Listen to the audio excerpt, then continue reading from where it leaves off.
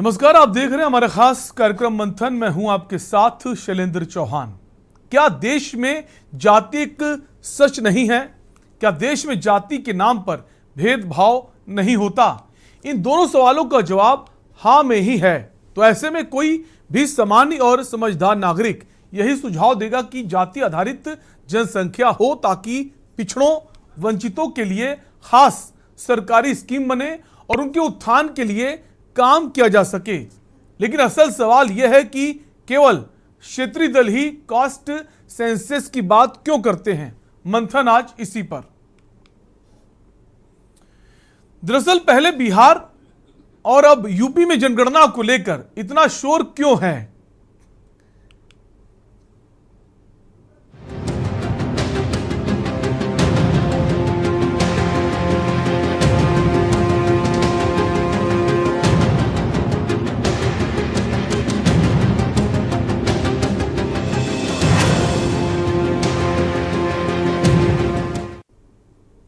पहले बिहार में जाति जनगणना को लेकर नीतीश कुमार आ गया है और अब अखिलेश यादव। आने वाले समय में क्या जाति जनगणना एक बड़ा मुद्दा बनने जा रहा है? जवाब आसान है। आरजेडी, जेडीयू, सपा, बसपा जैसी पार्टियां एक खास तबके के वोट बैंक के आधार पर अपनी राजनीति करती आई हैं। जेडीयू कुर्मी और RJD Sapa Yadav vote bank, INLD जैसी पार्टी जाटों और बीएसपी एससी जाटों को आधार बनाकर सियासत करती हैं और कई बार अपने सूबों में सरकार भी बनाती रही हैं। इसलिए इस बार भी ये दल ही जातिगत जनगणना के पक्ष में जमकर बैटिंग कर रहे हैं। बिहार में तो जेडीयू आरजेडी की सरकार ने अपने सूबे में जाति जनगणना कराना शुरू भी कर दिया है और अब यूपी में उत्तर प्रदेश के बजट सत्र के दौरान समाजवादी पार्टी ने योगी सरकार के खिलाफ जमकर नारेबाजी की।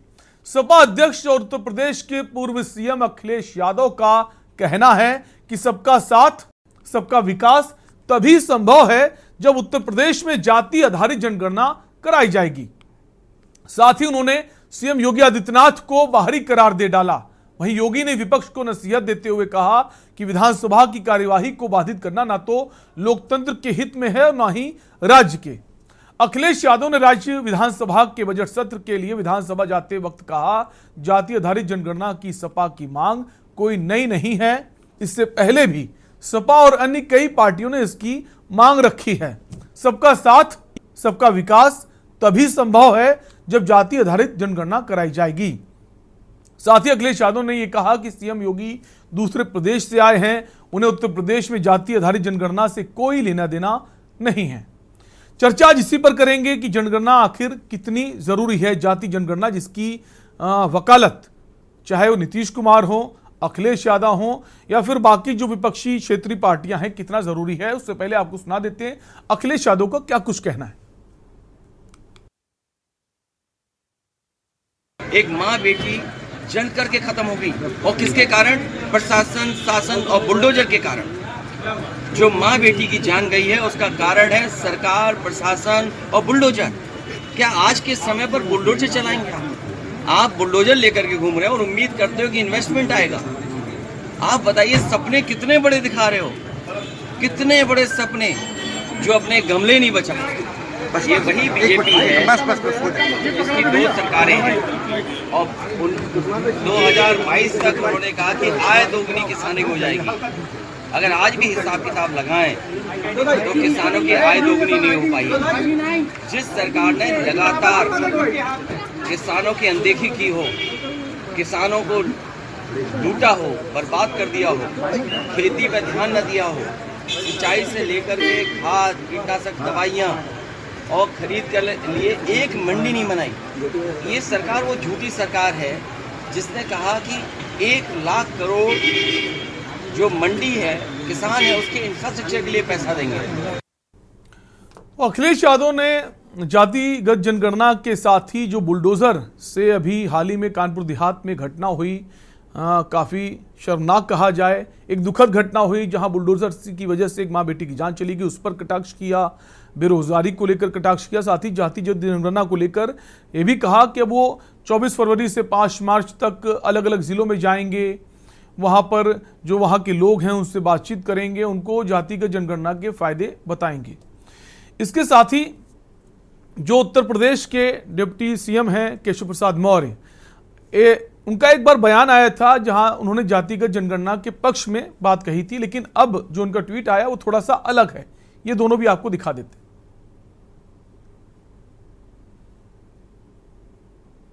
गणना हो रही है जातिगत या अन्य प्रकार से राज्य सरकार का विषय है, तो वो संविधान के खिलाफ कर रहे हैं क्या? मैं कैसे कह दूंगा? केशव जी आज और राज्य का आप जाति जनगणना के पक्ष में है कि नहीं? जाति जनगणना के पक्ष निश्चित में तौर से हूँ।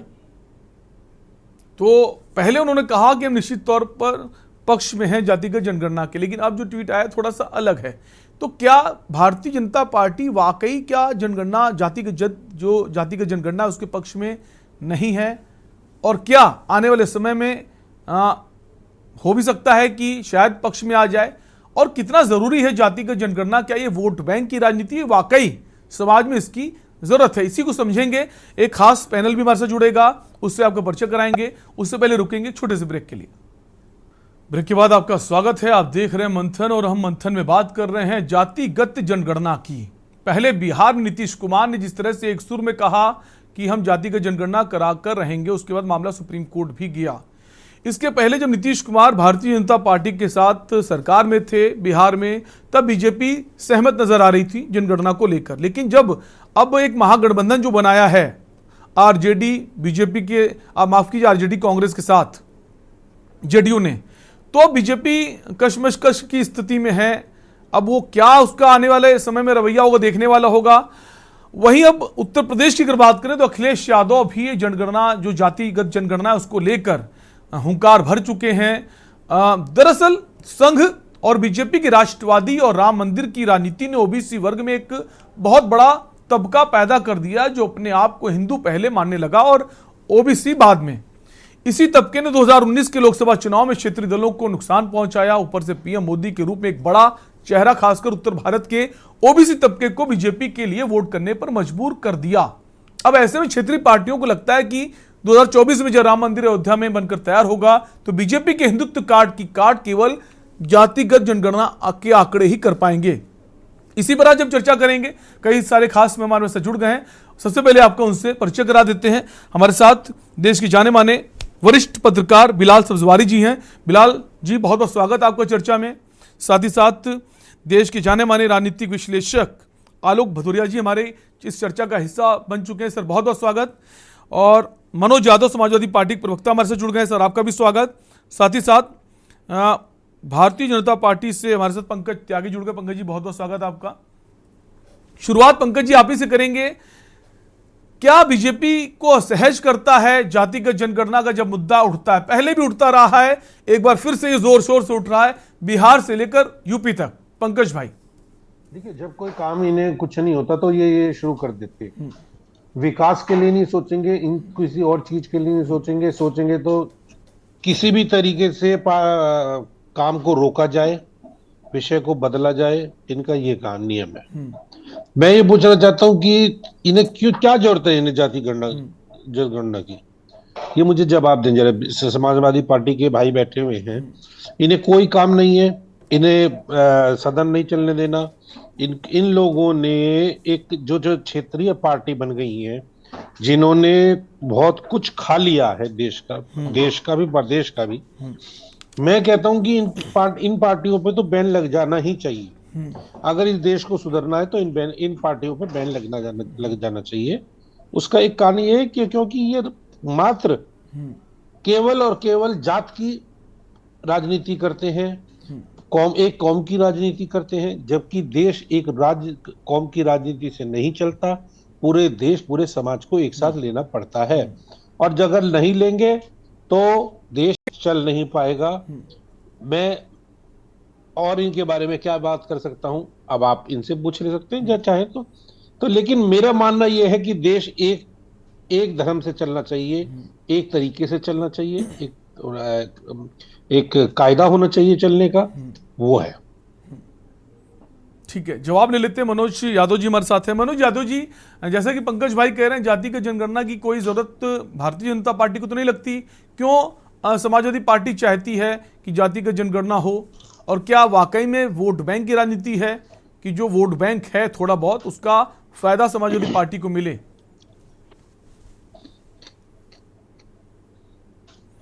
इनका तो वो भी खत्म हो चुका है। ठीक है, जवाब ले लेते हैं। मनोज जी, हम चाहेंगे अपने फोन को आप अनम्यूट कर लें।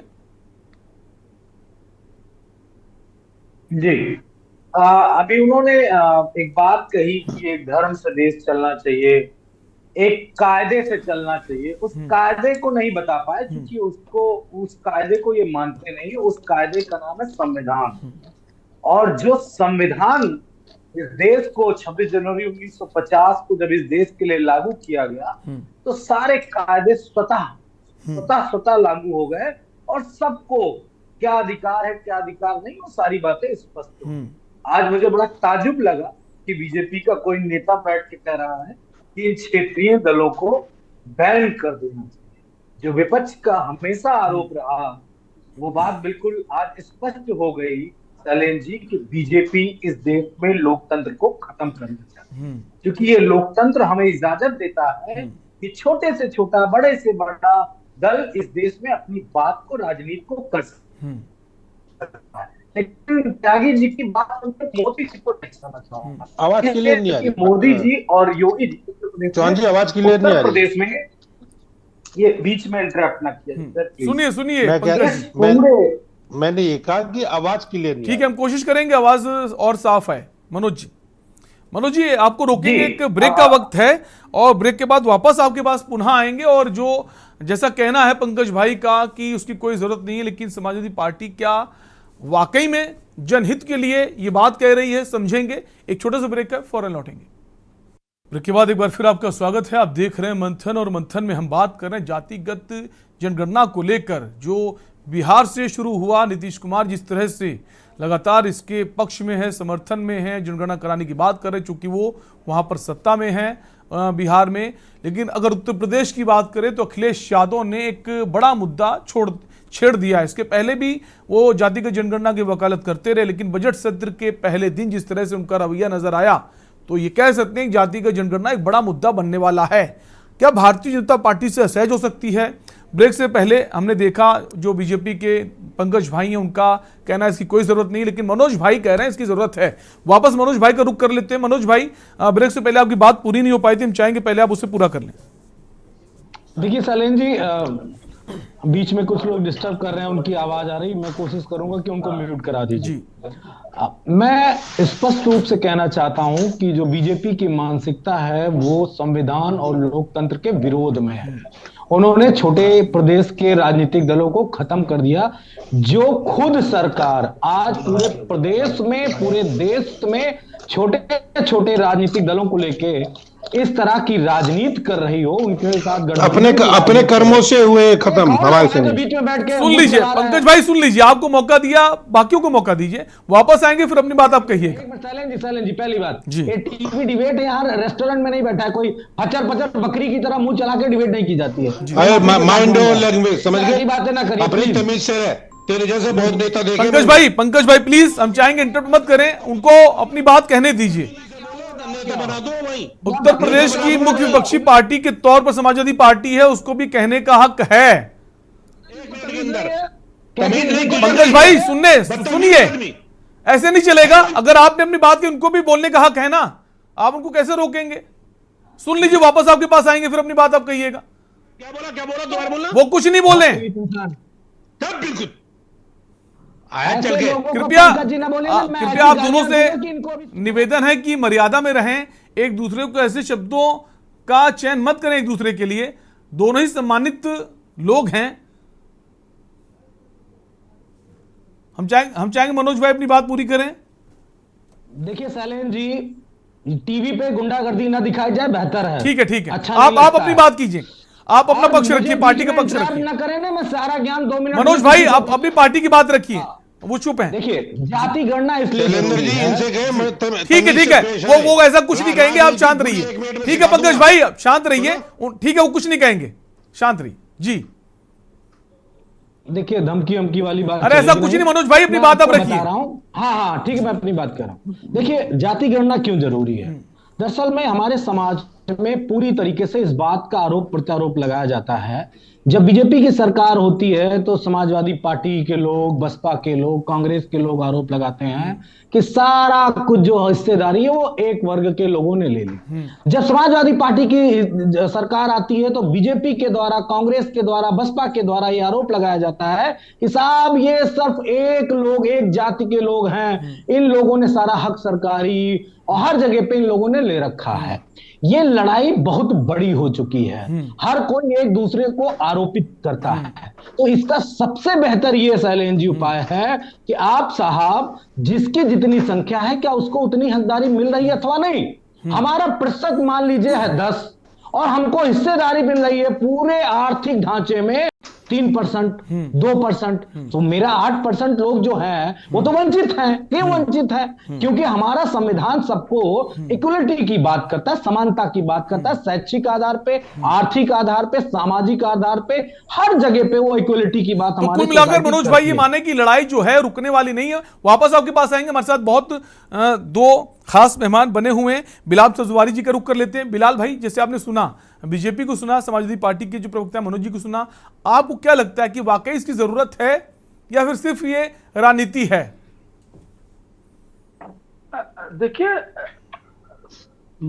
मौजूदा जो राजनीतिक परिस्थितियां हैं उसको समझने की जरूरत जी।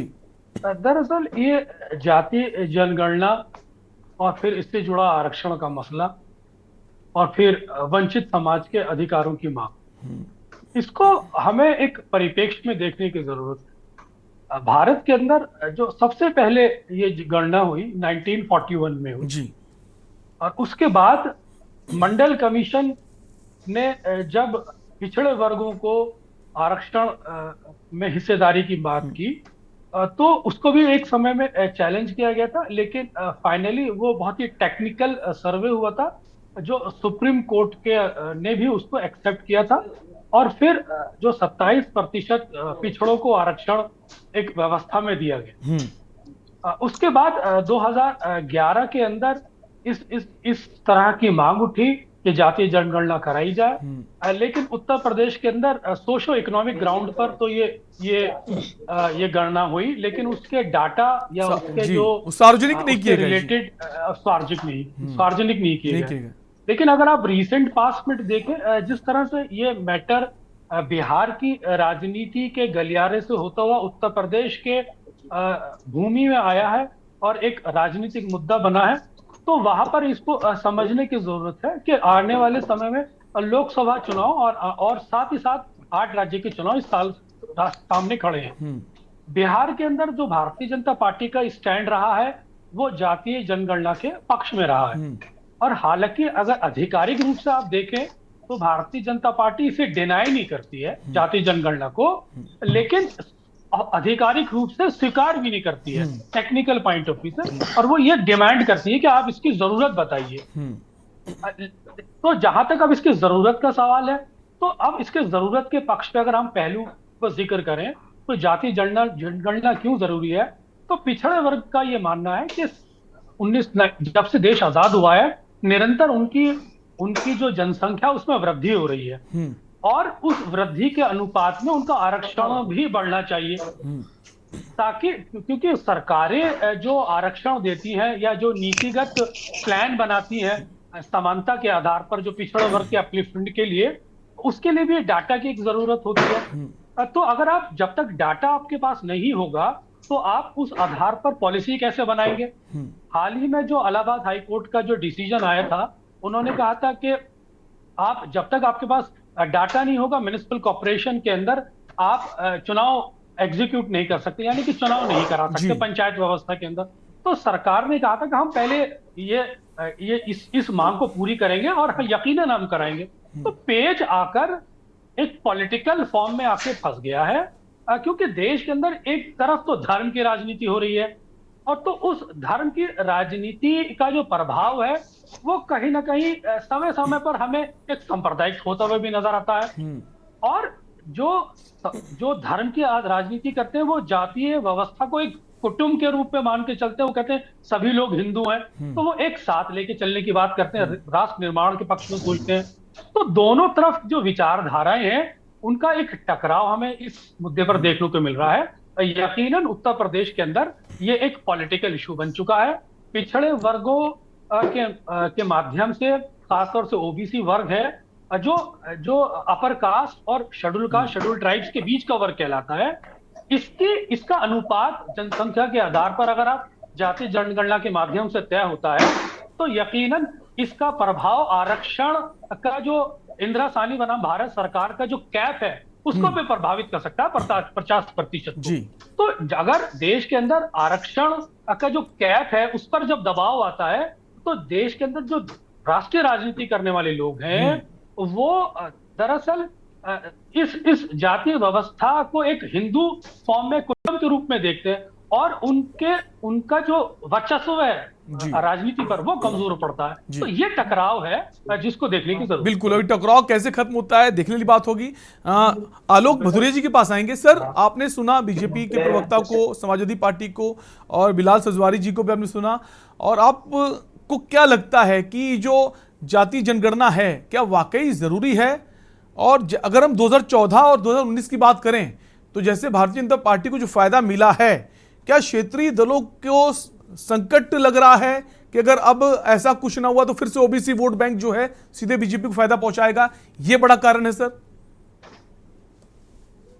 देखिए, किसी भी चीज में राजनीतिक ढूंढना राजनीतिक दलों का काम है, उनको करना भी चाहिए, और जिससे उनके आधार मजबूत हो, जिससे उनके वोट के समीकरण बनते हो, वो काम करना चाहिए, चाहे वो कोई भी पार्टी, चाहे भारतीय जनता पार्टी हो, चाहे कोई क्षेत्रीय पार्टी। मुद्दा ये नहीं, मुद्दा ये है कि अगर आप ह्यूमन डेवलपमेंट की अगर आप बात करते हैं तो चाहे कोई भी हो, तो इसको एम्पिरिकल डाटा यानी ये एक ऐसा मूलभूत पंजीकरण कर लेते हैं, एक इतना आवश्यक डाटा है। दरअसल सरकार की भारत का जो संविधान बना है ना, वो कल्याणकारी राज्य के आधार पर बना। संविधान में ये शब्द है कल्याणकारी राज्य की। जब हम बात करते हैं तो सीधा सा मतलब होता है कि आपकी कोई भी योजना, उसका लाभ आखिरी व्यक्ति तक पहुंचे।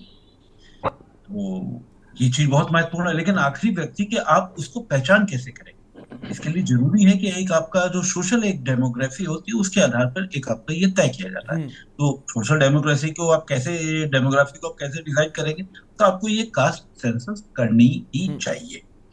अब इसमें घबराते क्यों, सवाल ये है, आपका महत्वपूर्ण सवाल ये है कि घबराते क्यों। हमारे पास दलित का डाटा है, आदिवासियों का डाटा है, सारे डाटा है, केवल एक हम लोग ओबीसी वाले मामले में हम लोग हिचकते हैं राजनीतिक तौर पर। सीधी सी वजह है हिचकने की, वजह यह है कि हमारे कुछ पैनलिस्ट भी बता रहे थे कि एक तो वजह यह है कि अगर हम भारतीय राजनीति को अगर समझने की कोशिश करें तो हमको इसको पहले दक्षिण से समझना पड़ेगा। दक्षिण में जो द्रविड़ आंदोलन है वो 60 के दशक में आ गया था और इतना तेजी के साथ में छा गया था, तो दक्षिण के लगभग कई राज्यों में उनके जो पिछड़ा जो वर्ग था वो सत्ता में आ गया था। अगर हम लोग उत्तर भारत की बात करें तो ये 70 के दशक के बाद में ये शुरू हुआ था। अब याद करिए जिस समय वो मुलायम सिंह यादव आए, वीपी सिंह की सरकार है, मंडल कमीशन की जो सिफारिशें लागू हुई। जी सर। हाँ जी, तो उस समय ये सब बातें हुई थी, तब ये सोशल जस्टिस की ये बातें होती थी। लेकिन भारतीय जनता पार्टी जब 2014 में की तो उसने इसमें भी एक, जैसे ओबीसी में भी उसने एक नया वर्ग ढूंढ निकाला, अति पिछड़ा, और उसने कल्चरल इवेंट्स कर बड़े बड़े कल्चरल प्रोग्राम कर ऐसे लोगों को सामने लाने का प्रयास किया और उसमें हिंदुत्व का और राष्ट्रवाद का उसमें छौका लगा दिया। तो अब नतीजा ये हुआ कि वो इतना बड़ा वर्ग बन गया कि जो सोशल जस्टिस के जो पुरोधा जो बने फिरते थे उनसे वो कट गया और वो इसमें जुड़ गया। तो अब असली लड़ाई तो ये है, अब ये है कि भारतीय जनता पार्टी इस चीज को क्यों करेगी। तो सवाल ये भी है कि क्यों करेगी। लेकिन एक बात है कि संविधान के तौर पर भी समझना चाहिए कि अगर आप अपनी कल्याणकारी या किसी भी केंद्रीय या राज्य की योजनाओं का लाभ हर वर्ग तक पहुंचाना चाहते हैं तो आपको तो ये करना ही पड़ेगा, इससे बचने का कोई रास्ता नहीं है। कुछ समय के लिए आप बच सकते हैं। हाँ शैलेंद्र जी, हमारे साथ एक और खास मेहमान जुड़ गए हैं, फुरखान अंसारी है, कांग्रेस से हैं, पूर्व सांसद। माफ कीजिए, जुल्फिकार आफ्ताब जुड़ गए हैं, प्रवक्ता है जेडीयू से, पटना से हैं। जुल्फिकार भाई स्वागत है आपका। नमस्ते। और यही सवाल है जो नीतीश कुमार ने राह पकड़ी है, उत्तर प्रदेश में भी नजर आ रहा है। आखिर कितना जरूरी मानती है जेडीयू जाति जनगणना को? क्या अब ये भी कहा जा रहा है जो मुलायम सिंह और लालू प्रसाद यादव ने 1990 में बीपी सिंह सरकार के सामने जो मंडल कमीशन की सिफारिशें लागू की थी, फिर रिजर्वेशन मिला ओबीसी को, मंडल 2 की राजनीति कहा जा रहा है नीतीश कुमार की इस जाति जनगणना को लेकर, कितना सहमत है? क्या वाकई जरूरत है या फिर सिर्फ और सिर्फ वोट बैंक की राजनीति? जुल्फिकार भाई, देखिए, अति पिछड़ा को जो सम्मान मिलना चाहिए, जो हक मिलना चाहिए, वो बिहार में नीतीश जी ने देने का काम किए हैं। और यह बहुत जरूरी है कि देश में भी जातीय जनगणना हो। बिहार में तो इस पर काम शुरू भी हो गया है और देश में, लेकिन जब तक भाजपा का सरकार रहेगा भारत में तब तक यह संभव नहीं है। भाजपा जो है वो अति पिछड़ा की विरोधी है, पिछड़ों की विरोधी पार्टी है, इसीलिए इसमें दिक्कत आ रहा है। केंद्र की बिना सहमति के क्या लगता है आपको यह संभव है?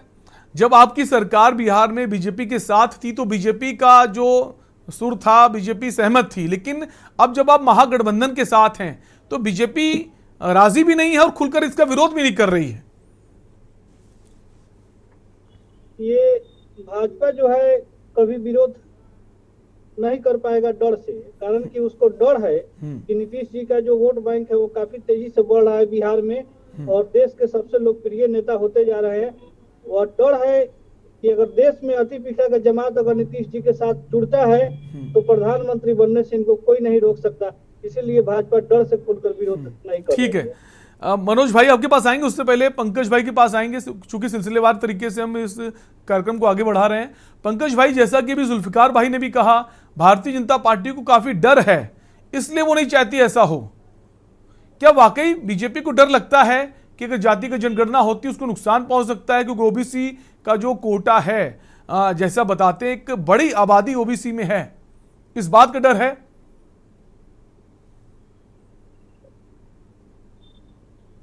पंकज भाई चाहेंगे अपने फोन को अनम्यूट कर लें आप। देखिए शैलेंद्र भाई, हमें किसी चीज का डर नहीं है, डर इन पार्टियों को है, इसलिए ऐसी हरकतें करते हैं, छोटी हरकतें करते हैं। देश में सब लोग एक बराबर हैं, हिंदुस्तान है, ये भारत देश है, इसमें सब लोग बराबर हैं। इन पे जब कोई मुद्दा नहीं होता किसी चीज का तो ये इस चीज को लेके शुरू हो जाते हैं। अब आप एक बात बताएं कि नीतीश कुमार तब कहां थे जब बीजेपी के साथ थे? तब क्यों नहीं शुरू करवाया नीतीश कुमार ने? इसका जवाब है उस समय क्या था? उस समय नीतीश कुमार शुरुआत तो नीतीश कुमार ने शुरुआत तो तभी कर दी थी। नहीं, बीजेपी के समय में नहीं करी थी। नहीं, बीजेपी के साथ जब सरकार में थे तभी से शुरुआत की गई, तब बीजेपी ने सहमति भी जताई थी। नहीं, आज जब वो बीजेपी में आ गए हैं, वो अभी बीजेपी से दूर हो गए हैं, तो उन्होंने शुरू कर दिया है। और रही बात इनकी क्या नाम है, समाजवादी पार्टी और इनकी, मैंने इसलिए कहा कि ये छोटी पार्टियां खत्म होनी चाहिए, क्योंकि ये लोग देश को बांट देंगे, छोटे टुकड़ों में कर देंगे। आप समझिए बात को। भाजपा का बस चले तो छोटा लोग को जिंदा दफन कर देगा हिंदुस्तान में। अरे सर, मैं भाजपा आज अब देख रहे हो पूरे विश्व में साहब भाजपा ही सबसे आगे चल रही है पूरे विश्व में। आप थोड़े से बिहार को लेके बैठे रहे, बाकी जब आप बाहर निकलेंगे, विदेश जाए, तो मोदी जी की शख्सियत आपको पता चलेगी। ठीक है, मोदी जी पूरे देश में कहीं नहीं है। ठीक है। और सुनिए, ये लाल टोपी लगा के आप मुलायम सिंह नहीं बन सकते, स्वर्गीय मुलायम सिंह नहीं बन सकते। दांत फाड़ने से कुछ नहीं होता। पहले आप देश को देखिए। ये छोटी छोटी पार्टियां, शैलेंद्र भाई, ये छोटी छोटी पार्टियां देश को खा रही हैं। पंकज भाई, ऐसा नहीं लगता आपको कि अगर आप विरोध करते हैं जातीय जनगणना का तो कहीं ना कहीं ओबीसी वर्ग नाराज भी हो सकता है? बिल्कुल नाराज नहीं होगा, उनके लिए सबसे ज्यादा कार्य हो रहा है। वो तो इनसे, वो ये लोग उन्हें साधना चाहते हैं। तो आपको लगता है समाजवादी पार्टी गुमराह करने की कोशिश कर रही जातीय जनगणना का मुद्दा उठाकर? समाजवादी पार्टी का तो कुछ रहा ही नहीं है। खैर, जब से आदरणीय मुलायम सिंह जी गए हैं तब से क्या नाम है, ये समाजवादी पार्टी के तो कुछ राय ही नहीं है। और लाल टोपी लगा के दांत फाड़ने से कोई फर्क नहीं पड़ता हमको। हम सबके साथ हैं और ओबीसी के साथ सबसे पहले खड़े हैं। ये चाहे जो भी कुछ करें, इनकी दिक्कत है, इनकी सोच है, इनकी समझ है, मैं नहीं बोल सकता। ठीक है, मनोज भाई से जवाब ले लेते। मनोज भाई, हर एक आदमी को ठीक है, सबका साथ सबका विकास जो नारा है भारतीय जनता पार्टी का, क्या सबका साथ सबका विकास, जैसा कि अखिलेश यादव भी कह रहे हैं, बिना जाति जनगणना के संभव नहीं है? क्या ऐसा है, या फिर जैसे सब चल रहा है चलने दीजिए? शैलेंद्र जी, मैं आपसे एक छोटा अनुरोध करूंगा, क्योंकि हम पिछड़े वर्ग से आते हैं, तो पिछड़े वर्गों को पढ़ाई लिखाई का कम हिसाब किताब है जी। तो थोड़ा सा व्यक्तिगत आपसे अनुरोध ये है कि ये व्यक्तिगत हमले जब बीजेपी करती तो इसको इंटरप्ट कर लिया करिए। ना अगर हम अपनी अज्ञानता की तरफ चले गए ना तो टीवी पे इज्जत बन जाएगी इनकी, इसलिए हम हाथ जोड़ के निवेदन यही करते हैं। 1 मिनट पहले से उनकी मेरी क्या इज्जत उतारेगा यार, तू क्या इज्जत उतारेगा? बोला फिर कोई बीजेपी का गुंडा बोला, सुन लो भाई, जनता सुन रही है। ये पंकज भाई ऐसे शब्दों का इस्तेमाल प्लीज मत करिए, किसी को ठेस पहुंचे, तकलीफ पहुंचे, ऐसे शब्दों का इस्तेमाल मत कीजिए। गुंडा का तो देख लीजिए, मैं फिर इस पे केस करूंगा। ना केस नहीं, तुम जेल भिजवा दो, हम डरते वरते नहीं आप लोगों से। अरे चल यार, ये लाल टोपी लगा के क्या समझ रहा है? अखिलेश यादव समझ रहा अपने को लाल टोपी लगा के? अखिलेश यादव को क्या भगवा पहन के क्या योगी आदित्यनाथ मान थोड़ी नहीं बन गया? बिल्कुल है, संत है, ठीक है। सच्चाई मैं संती हूँ, ये होती तो तेरे जेल में होना चाहिए। अरे संती हूँ मैं, नहीं बात करता, हाँ मालूम है ठीक कैसे है। संत। आप दोनों को ही रोकेंगे, एक ब्रेक का वक्त है, और ब्रेक के बाद वापस आएंगे और समझेंगे कि वाकई इसकी जरूरत है या सिर्फ महज वोट बैंक की राजनीति। ब्रेक के बाद एक बार फिर आपका स्वागत है। आप देख रहे हैं मंथन, और मंथन में बात कर रहे हैं जाति जनगणना का जो शोर बिहार से उठा, उत्तर प्रदेश पहुंच चुका है। वहां नीतीश कुमार इसको लेकर हुंकार भर चुके हैं, और अखिलेश यादव भी पीछे नहीं हैं। उनका कहना है बिना जाति जनगणना के सबका साथ सबका विकास का जो नारा है वो सही नहीं है। इसी पर हम चर्चा कर रहे हैं, क्या वाकई इसकी जरूरत है। हमारे साथ कई सारे खास मेहमान बने हुए हैं। ब्रेक से पहले बीजेपी के जो हमारे प्रवक्ता हैं पंकज त्यागी भाई, समाजवादी पार्टी के मनोज यादव जी, आप दोनों से ही रिक्वेस्ट है, निवेदन है, करोड़ों दर्शक ये कार्यक्रम देख रहे हैं, और चाहे आपकी पार्टी हो, आपकी पार्टी के जो विधायक चुन के जाते जनता चुनती है, और आपकी बीजेपी के भी जो हाँ संख्या बल जिसका अधिक है वो सरकार में बैठा है, जिसका कम है वो बाहर बैठा है, लेकिन किसी की पार्टी को इस तरह शब्द कहना बिल्कुल भी ठीक नहीं है। तो पंकज भाई आपको रोकेंगे, हम चाहेंगे मनोज भाई अपनी बात पूरी करें। क्या वाकई सबका साथ सबका विकास हो सकता है जब तक जाति जनगणना ना हो? मनोज भाई देखिए शैलेंद्र जी, इस देश में गाय की गिनती हो गई, कुत्तों की गिनती हो गई, बाघों की, शेरों की, चीतों की, हाथी की, घोड़े की, सबकी गिनती हो गई। और क्यों हो गई? क्योंकि उन किसी का अस्तित्व बच नहीं रहा है, किसी का अस्तित्व बढ़ता चला जा रहा है। सबकी गिनतियां सरकारों ने, तमाम चीजों ने करा दी गई हैं। फिर मुझे कोई खटर खटर की आवाज आ रही है, अब इतना थोड़ा सा अगर नहीं, आपकी आवाज स्पष्ट तौर पर हम सुन पा रहे हैं, दर्शक भी सुन रहे हैं, आप अपनी बात कह सकते हैं। कुछ हाँ मैं कह रहा हूं, लेकिन डिस्टर्ब ना किया जाए, कहीं से भी अनम्यूट कर दिया जाए। मैं ये कह रहा हूं कि अगर कोई पार्टी अपने प्रधानमंत्री की वर्ग और जाति को दोनों बता के चुनाव में उतारती है, मैं दावे से कह रहा हूं, और हमारे साथ बिलाल जी हैं, उनको बेहतर पता होगा, मुझसे ज्यादा अनुभव है, किसी भी देश के प्रधानमंत्री ने अपना वर्ग और जाति कभी नहीं बताया। लेकिन बीजेपी के प्रधानमंत्री ने अपना वर्ग बताया, अपनी जाति बताई, और समय समय पे तमाम जातियों के बारे में उनको अपने से अटैच किया। कहीं पे क्या कहा, कहीं पे क्या कहा, उस पर भी मैं जाना नहीं चाहता। राष्ट्रपति की जाति बताई गई कि ये उस अमुक उससे आते हैं। अगर आप खुलेआम संवैधानिक पदों पे बैठ के इस तरह की बात कर रहे हो, तो समाजवादी पार्टी का तो जब से समाजवादी पार्टी और सोशलिज्म जब से है तब से समाजवादी पार्टी की विचारधारा यही है कि पिछड़ों को, दलितों को, अल्पसंख्यकों को, सबको सबका अधिकार मिलना चाहिए, किसी को महरूम नहीं रखो आप। और अगर ये बातें हम कर रहे हैं तो हम संविधान के दायरे में रख के कर रहे हैं, और हम नहीं चाहते हैं कि किसी इस देश से ना तो कोई विचारधारा खत्म हो, ना कोई राजनीतिक दल खत्म हो। सबको संविधान ने अधिकार दिया है, बराबरी का अधिकार दिया है, सब अपनी अपनी विचारधारा को आगे बढ़ाएं। हम किसी की विचारधारा को नहीं मान सकते, लेकिन हम किसी विचारधारा को बंद करने का भी मांग नहीं कर सकते,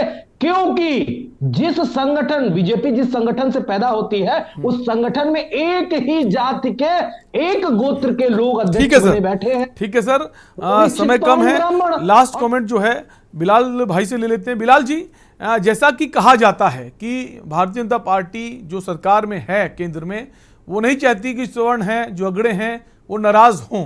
क्या ये बड़ा कारण है कि इसको ना स्वीकारना जाति जनगणना को, और क्या इसका नुकसान भी पहुंच सकता है? और जो शुरुआत की अखिलेश यादव ने, क्या ये हुंकार जो भरी है जाति जनगणना की, ये आखिर तक रहेगी? सर क्या लगता है आपको?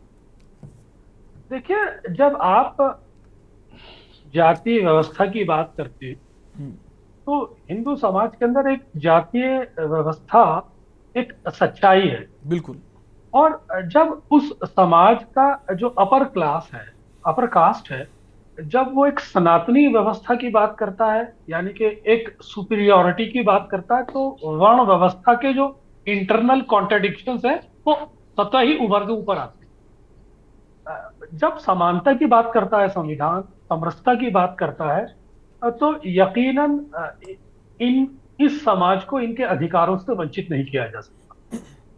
लेकिन जब आप जनसंख्या के आधार पर आरक्षण की बात करते हैं तो उसका एक पहलू ये भी है, अगर इस जनसंख्या के आधार पर आरक्षण कैप को बढ़ाते हैं, 50% से ऊपर ले जाते हैं, तो यकीनन एक इसका एक ड्रॉबैक ये भी है कि उससे मेरिट जरूर प्रभावित होती है। इसका मैं व्यक्तिगत रूप से इसको स्वीकार करता हूँ कि जो मेरिट है वो प्रभावित होती है। तो इस जरूरत यह है कि मेरिट भी प्रभावित ना हो और पिछड़े समाज को, वंचित समाज को, जो हजारों सालों से वंचित रहा है, जो जिसको शिक्षा के अधिकार नहीं थे, जिसको पढ़ने लिखने के अधिकार नहीं थे, जिसके साथ एक भेदभाव हुआ, जिसको एक अछूत मानकर एक हाशिए पे रखा गया, उनका भी समाज के अंदर सामाजिक, शैक्षणिक, आर्थिक विकास के लिए जरूरी है कि सोशल अपलिफ्टमेंट के माध्यम से व्यवस्था में उनको एक जगह दी जाए।